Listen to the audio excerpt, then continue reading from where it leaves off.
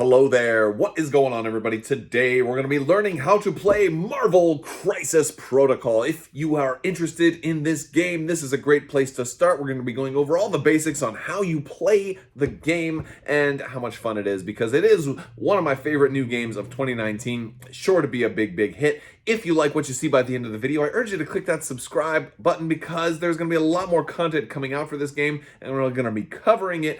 And I love the game. If you like other miniatures games as well, like Star Wars miniatures games, I cover a ton of those as well. And I also have lots of giveaways going on all the time. So click that subscribe button, and let's go ahead and look at how to play Marvel Crisis Protocol.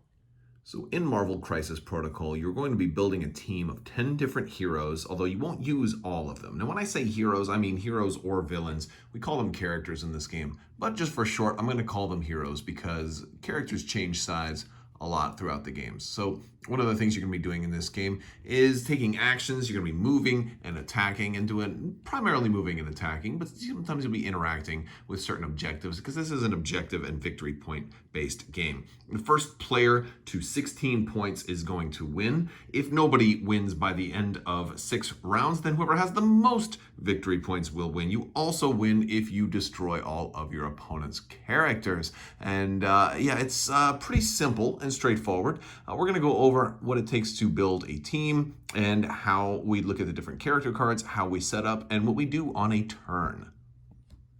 So the first thing I want to talk to you about in this game is the character cards, because every character has their own character card, and we're going to learn an awful lot from these character cards. So for this example, I'm going to talk about Captain America. Now, the first number we're going to see here is going to be his health. Basically, how many hit points he has. When they take damage, you're going to mark them with damage tokens. And once they have 5 damage tokens, they're going to basically become dazed, which is basically like being knocked out or being defeated. However, most of these characters can get a second wind, so you can then flip them over, and then they come back ready to fight again on the next round. So it's kind of like them being knocked out, but they can come back. Now, if they take that much damage again after becoming dazed on the following turns, then they will be eliminated. So everybody effectively kind of gets 2 lives. The only exception to that currently in the game is Hulk. Now, Hulk does not come in the core set. He is one of the expansions, but he does not have a dazed side, so he's duplicated on the same side. So, but other than Hulk, every other character that's in game at the time of me making this video does have an injured side. So basically that's why where your hit points comes into effect, determining if you become dazed and then flipped over. The next number is your speed. Every character's base will line up to one of these, whether it's short, medium, or long, and be able to move according to that. So if he was a short speed, he would be able to move that far. But Captain America is M for medium, so when he does a move action, he can move that far. You can bend this tool, and you can also move shorter than the full distance. So if you only want to move about that far, you can stop there. If you want to do a tight turn around a building, you can use a shorter template as well. You're totally allowed to do that. The next number is the height of your character. You'll notice Captain America is height 2. Most human style characters, like most characters that are just normal people, are height 2. And this represents just how tall they are. We don't use true line of sight in this game, so there's no having to say, can my guy see your guy? No, it all boils down to their height, and we're going to reference height when trying to determine if we can see each other. Basically, this game is played from a top-down view, so if I can draw a line from my base to your base, and there's nothing bigger than my height or your height in the way, then we're going to be able to see each other. Also, height is going to be referenced when we talk about throwing people into other people. Sometimes somebody is, if somebody's too big, they can't get carried or thrown or pushed back by some other game effect. So this height number is going to be referenced by a lot of different things.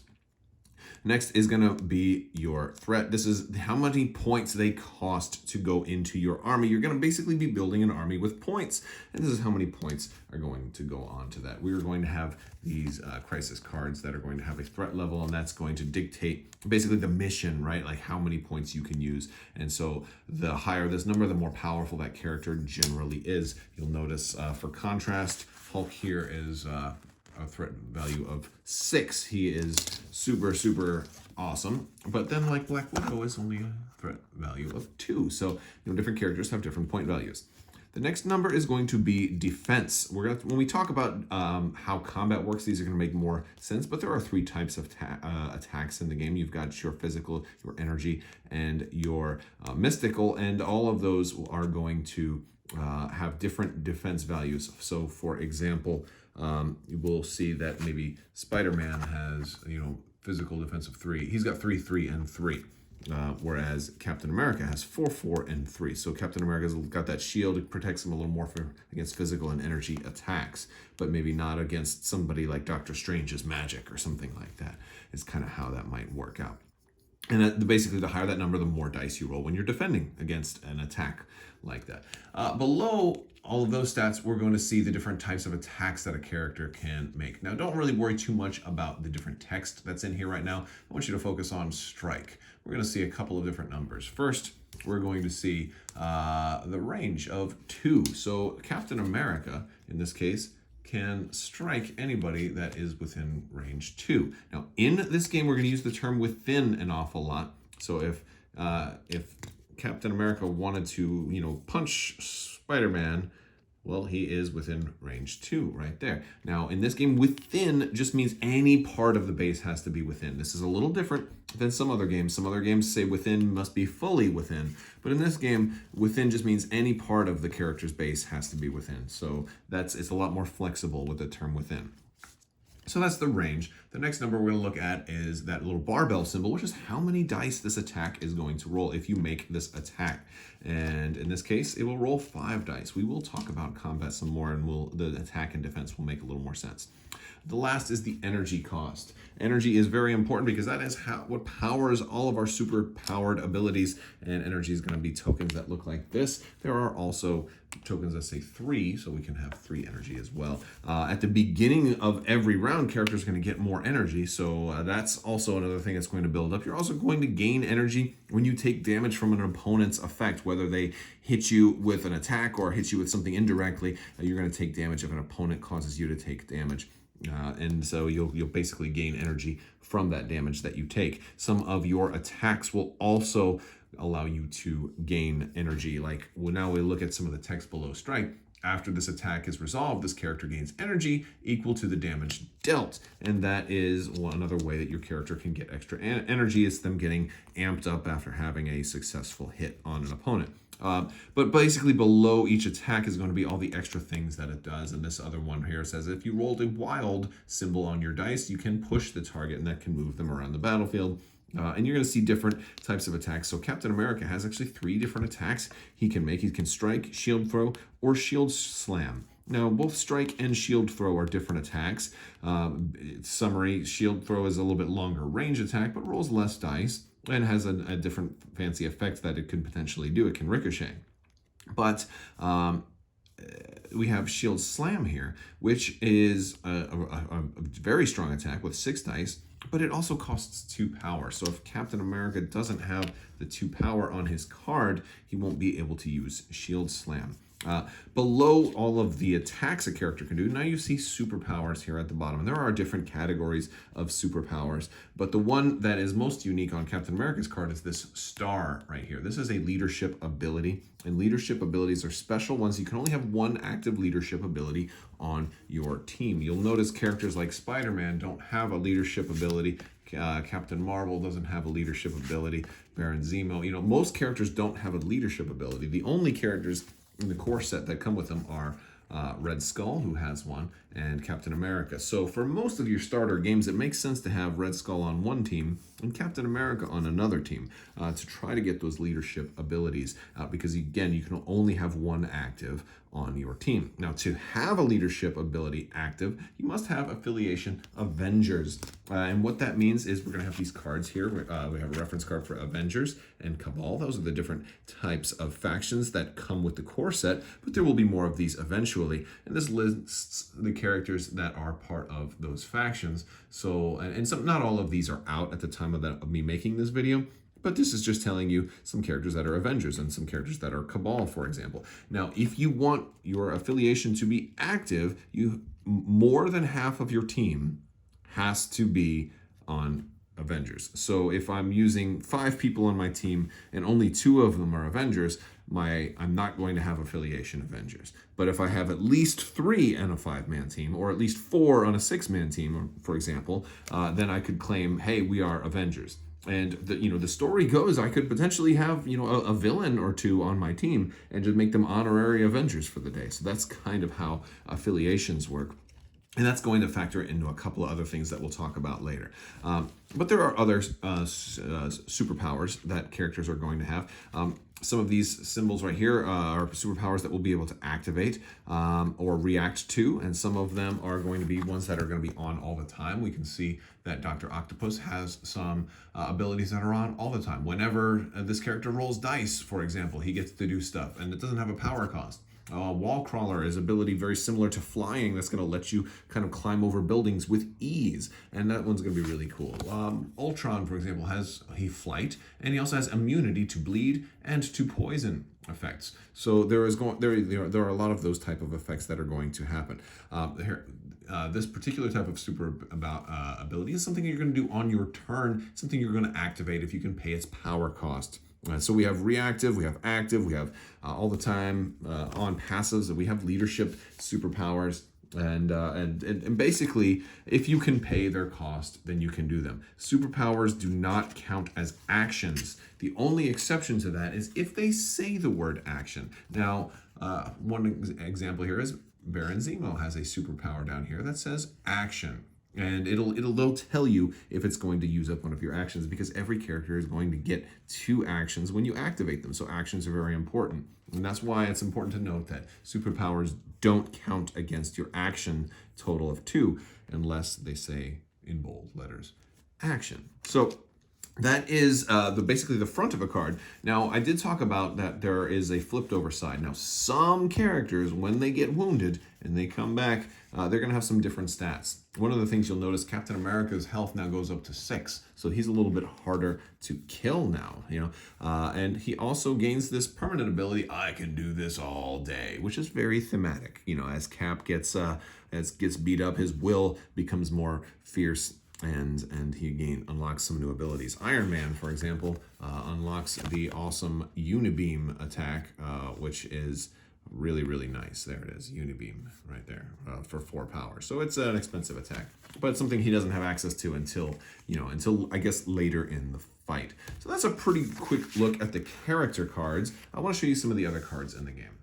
So these next cards I want to talk about are the crisis cards. These are very important because every game is going to have 2 of them. You have secure and extraction. These are the 2 types, the blue and the red. And basically they are going to be paired together to make the mission. This is kind of like the quest or the mission, because this objective-based game is not just about blowing everybody up. You're going to have these crisis cards to score victory points. This is kind of how you do it. So at the start of the game, you're going to randomly determine who is first player. They will get the priority token. They will be the player with priority. And the first thing they're going to do is they're going to have, because you should have 3 of each of these in your build. Once you've built an army you got your 10 characters, you're going to make sure you get 3 of these cards each. Now in the core set, there's only 3 each, so you're kind of restricted, but as more come out, you might have access to some with different threat values as well. Now, what you'll do is you'll take 3 of these. The player with priority will pick which deck they want to go with, and they'll remove 1, hand 2 other, and hand those to the other person. The other player will then do the same thing for the other one, like, hey, against this guy, I really don't want to go with the infinity formula going missing, so I'll just hand them these other 2. And then, of course, you'll each choose 1 from the other person's deck, and then what they've handed you, choose them in secret, and then flip them over at the same time, and then boom, we'll have something like that. That's how you determine which what the crisis cards are going to be. Now, what you'll do once they're done, now for these, they're all 17. Right. So the player with priority will look at the 2 cards. Now, for example, I'm going to use the cards that come with Hulk and MODOK just for example, in case you had different numbers. The player with priority can then look at these 2 numbers and say, you know what, I want to go with that one. So then our threat value is going to be 20. You'll take your 10 heroes and then start adding up their threat levels until you come to 20 or less. You can have less than that, but you can't go higher than the threat value. However, if the player with priority sees that you have some really big characters like Hulk on your team, they may go with only 15 to try to force you into not wanting to choose your really expensive characters to bring on this mission. And then we will go ahead and choose our characters in secret. The other type of card I want to show you is the team tactics cards, and these are different cards that you're going to have in your hand that you can play during your turn. They're all going to explain exactly what they do, but they can sometimes be restricted by that team affiliation, like Avengers. So you'll want to make sure you look at those when you're building your deck. You're going to choose 8 of these to put into your team. You're not going to use all 8. You're only going to choose up to 5 when you actually get ready to play, but you'll have 8 when you do your build that you can include. So if you're not sure if you're going to have Avengers affiliation, like maybe you can't afford to bring Hulk, then you might want to have some that are unaffiliated that can use for whatever. Same thing goes if you're not going to have MODOK or Ultron, you might not want too many Cabal cards in there.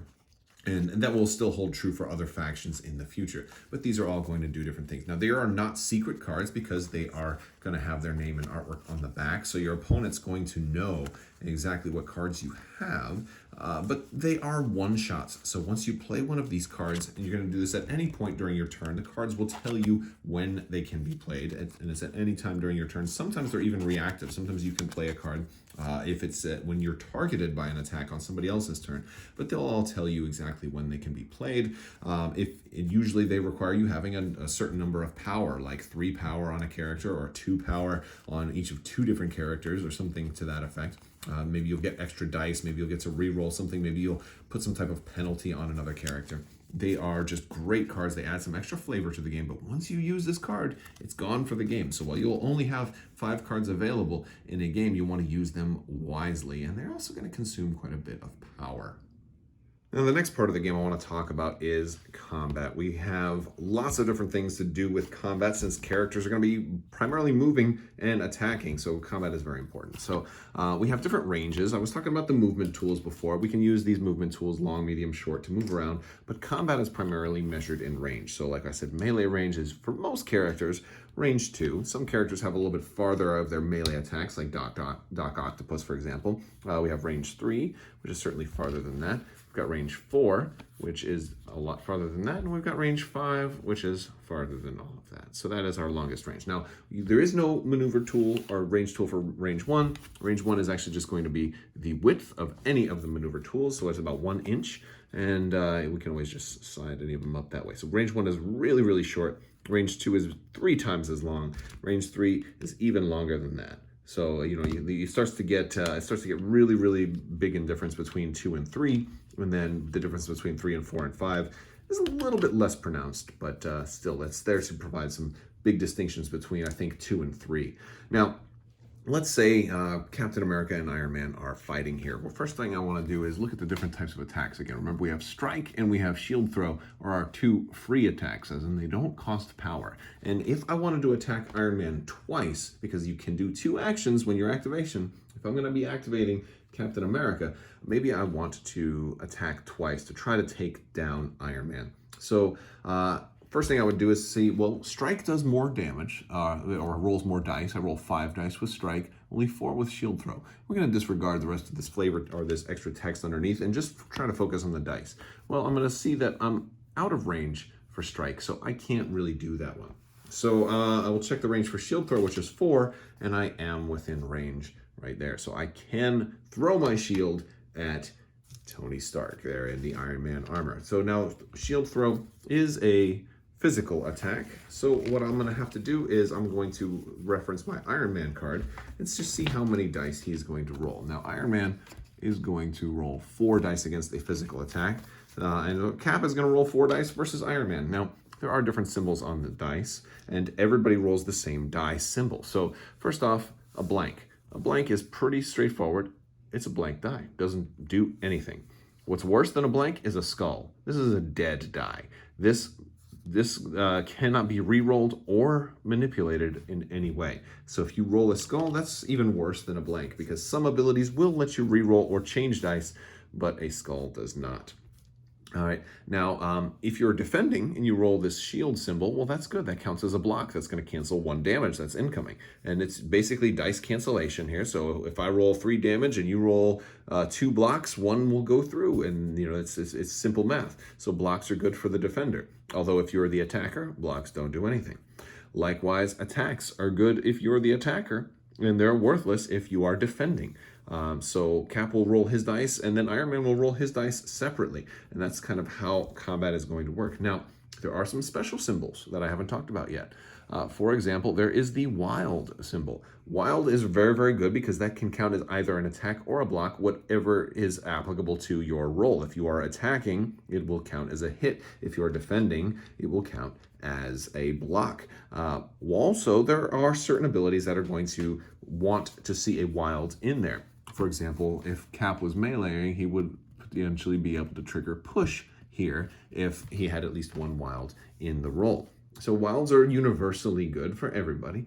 And one of the best results is the exploding die here, the exclamation point. I call it the bang. If you roll a bang, you are going to be able to add an extra roll. It's important to note that this is only on your very, very first roll, only on the initial roll. If you have re-rolls, or if you roll 1 exploding die and it's, oh, I get to add 1 more, and you happen to roll another one, you don't get to keep adding dice. So out of, like, if you're rolling 4 attack dice, the most you can possibly get out of that is 8, regardless, because that's your initial roll. So, you're going to, even if you rolled that, you could just roll 4 more. Even if they were all exclamation marks, you still would only roll for, those 4 more. So you're not going to, it's not an infinite loop. So that being said, but these are going to count as either a damage or a block when you roll them too. So these are kind of like wilds, except they don't trigger those wild card symbols on your attacks. But these bangs are still really, really good. So Cap will go ahead and roll. He's going to attack Iron Man. And in this case, he rolled, 2 blanks, 1 doom die, and an exploding die. But the exploding die means he gets to roll 1 more. Look at that, it was a blank. Now, if he had played maybe a team tactic card that said his next attack he could re-roll dice, well, then he would be able to maybe re-roll these 3, but that one would be locked because it was the skull. And let's just say he did. Okay, well, that's a pretty good result. So this would be 1 damage, 2 damage, 3 damage off of that ricochet. I don't know how I ended up with 5 dice. But I just grabbed an extra one because I'm cheating. So then it would go to Iron Man. Iron Man would also roll his 4 defense dice, and he would have, in this case, only 1 block because the hit would do nothing. Now, if he had something that he could re-roll dice, then let's just say he would do that too. And he would add that shield to the wild. So then he would block 2 of the 3 damage, and he would take 1 damage as a result of that attack. Now, there are other things to consider. You're going to have to look at your cards and say, oh, wait, Iron Man has the invincible Iron Man. When he would suffer damage, reduce that damage by 1 to a minimum of 1. So you're going to have to look at all of those things. Of course, that just means Iron Man would take a damage. So what we'll do is we'll get one of these little damage tokens and put that on Iron Man's card, making sure that he still has less than 5 on him. Of course, if that brought him to 5, then he would, he would be dazed, and then he would be basically out of the fight. If you are dazed, you're going to get a dazed token. We're going to put a dazed token on you. You are now effectively not even on the board anymore. You lose all of your superpowers. You can't activate. You can't be moved. You can't be damaged. You can't be targeted. And you're pretty much out of the fight. Next turn, you'll come back and you'll be injured. And then you'll heal all your damage and your condition tokens. And there are lots of condition tokens too. But that's what kind of being dazed means. This gives you your second wind. Now, you are also going to gain power based on how much damage you receive from an opponent's attack. So if Iron Man took 1 damage from that, he would get 1 power. That's kind of the idea of Iron Man being a little angry that Cap hit on him, and he's getting a little amped up and ready to hit back with maybe a more powerful attack next turn. However, some attacks, like if Cap was able to do his strike, he would have also gained some power. But that was from shield throw, so he didn't gain any power from that. That's kind of how combat works. Now, there's a little more ways to damage an opponent outside of combat because we can sometimes throw things. And throwing things is really fun, and it's a cool part of this game. Now, I'm going to talk about Hulk here because he's got a fun version of it, but a lot of characters have the ability to throw interactive terrain pieces like these cars and a lot of this stuff all comes in the core set, which is really cool. But also other characters too. And that's where height and size of something is going to matter, because Hulk is size 4, whereas like Iron Man is size 2. So that size is a really important thing.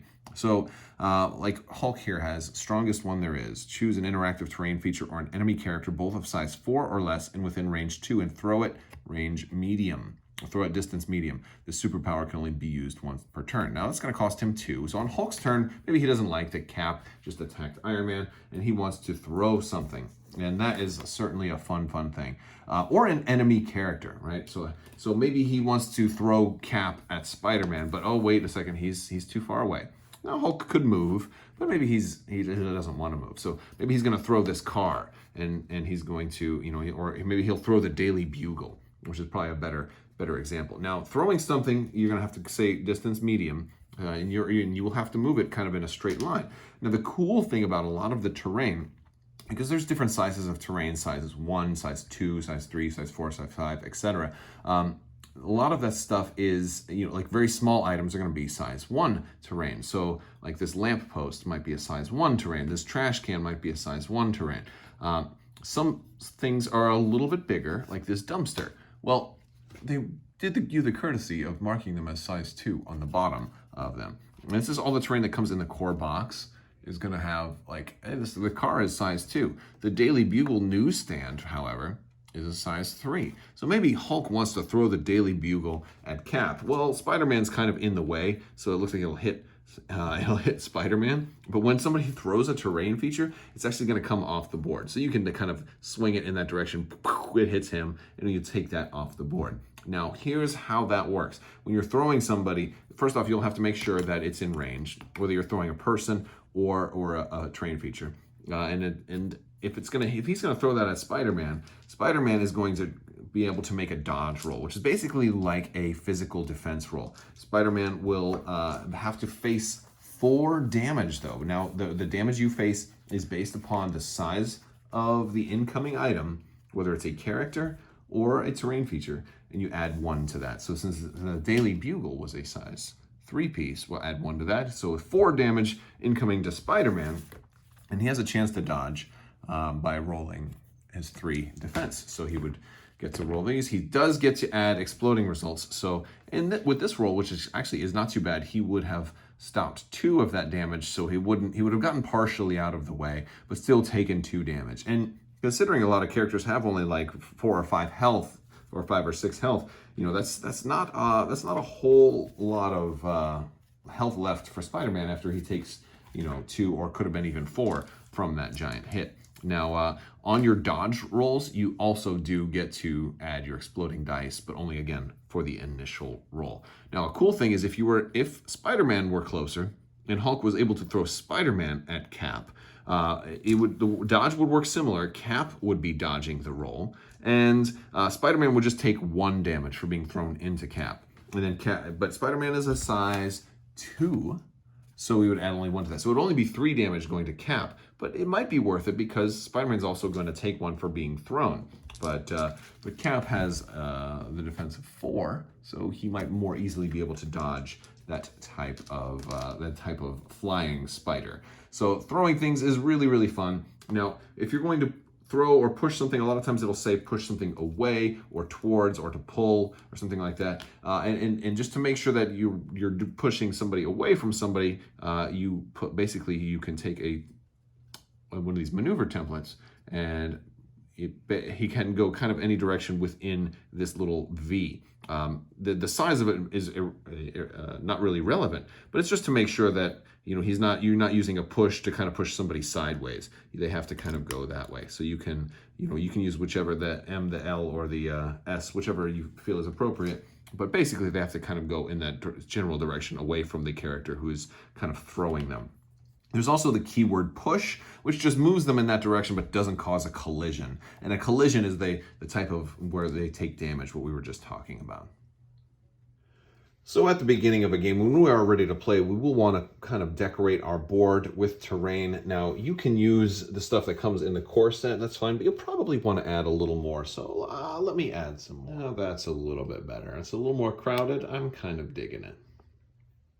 Now let's just assume we had Struggle for the Cube and Riot's Spark over Extremis 3.0 as our Crisis cards. Now, one of the things we're going to want to do is follow the instructions on these cards because they're going to reference these map cards. And we have these different map cards here which are going to kind of give you an illustration of the board and where you are going to place the different tokens. So in this case, we're going to have like this star pattern kind of shows you where the cards for map F, where these cosmic cubes should go.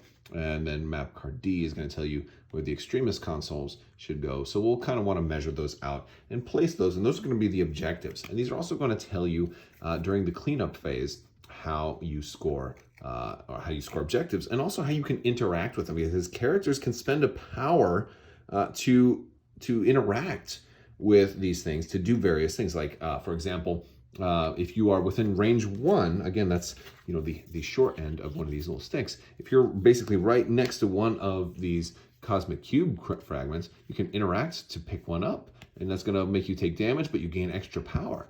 Or the Extremis consoles, you can spend a power again to interact with these, and you're going to heal yourself, which is kind of, or heal somebody else. So you can, these are ways that you can, do extra things that are going to make each game a little different. And so let's go ahead and set this board up, and then I'll go over the turn structure. So after setup, and of course we have to make sure everybody is set up within 3. Now again, when I say within 3, that is including they could be outside of 3 as long as part of their base is still within 3 of the edge. So after setup, we're going to start the first round, and the first thing we're going to do is the power phase. And basically everybody is going to get 1 power. So I've just kind of using the heroes from the core set here. So I'm going to put 1 power on each of my characters and kind of mark them all. And so is my opponent, and we're all going to do that. And then we're going to move on to the activation phase. So the first thing I might do is choose to activate Captain America. So he is distance medium, so his first action, I'm going to move him. And I want him to get into range of maybe this cosmic cube fragment right here. And he's not quite there. So I'll do and I can measure that right here, and I can see that he's not quite there. So I'll take a second move and have him do just a partial move, and he'll move up to right there. Now he is now in range of it, so he can interact with that without costing an action. It's just going to cost him 1 power, and he'll pick this up and it'll go on his card. Which he doesn't mind spending the power to do that, because for one, having that token means he's going to score a victory point for his team at the end of the round. Also, he's going to gain extra power for having it. It is going to cause him some wounds, but I'm hoping that I can get some characters over to this Extremis console to use that and heal him next turn once he takes that damage. Now, once I've activated Captain America, I'm going to have to mark him with an activated token. So the little green check there is for activated. And then it goes back to my opponent, and we'll go back and forth activating characters. And maybe they will have Doc Ock do the same thing. Now, Doc Ock we'll check him out. He is also speed medium, so he is going to move up. However, he is able to, he'll go to right there. He is able to collect that cube fragment for 1 power right away. So he'll spend a power and take that cube fragment.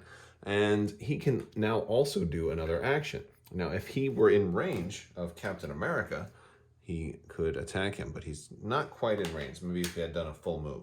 So then he'll do another move and get really close. And there he's going to go right there. And now he is activated. And we're going to go back and forth, activating these different things. Next, I'll have Spider-Man go. And he'll go, you know what? He'll come and jump over this car here. He's got wall crawling, so he has no problem flipping over things. Of course, if he did, if this car was a bigger car and he didn't have wall crawling, then he might not be able to go over it. He might have had to go around it. And so if the terrain feature is bigger than the miniature, then you can climb as your movement, and that would be to just use a short move, and you're going to play it top down. That's kind of why I have the camera up here. doesn't really matter how tall this building is. It just matters what size we agree this building is going to be before play. So this one might be a size 4 building, because this is a lot bigger than that newsstand, whereas this one might just be a 3, kind of like that newsstand. And you're going to decide with your opponent before those things.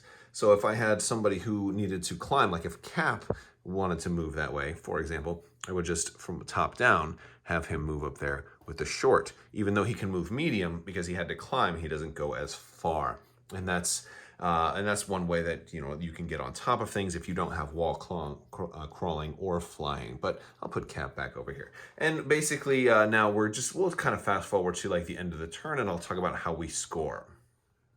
So end of the turn would happen at this point, and then we would look at, again, we'd have to look at those crisis cards and see how we're going to score.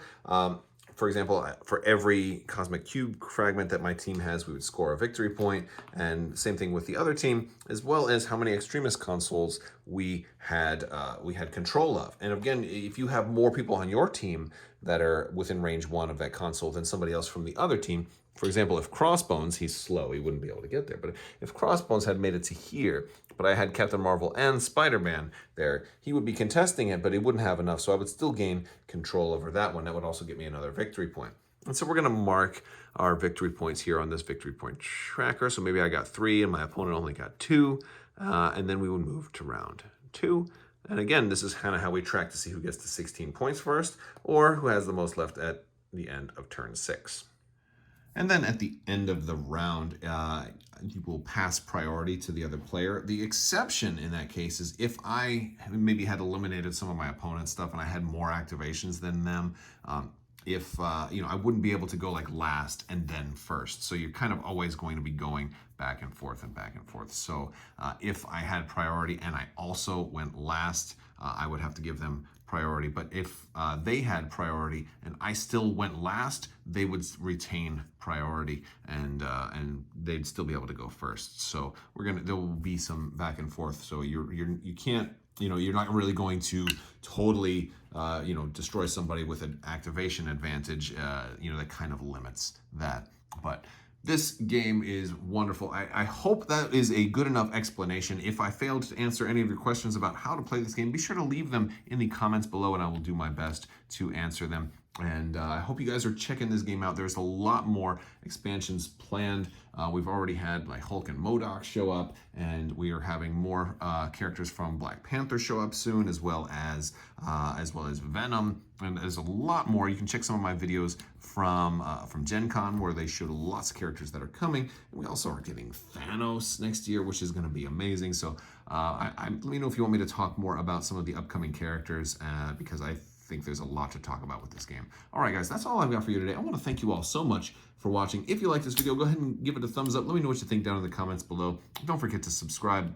And if you want to support the channel, there are links to merch as well as to Patreon down in the description below. I definitely appreciate all of the support of my patrons, and you'll gain access to early access battle reports, as well as some very cool perks that come with being a patron. So be sure to check that out, and I will talk to you guys later. I want to thank you all so much for watching, and as always, have a great day.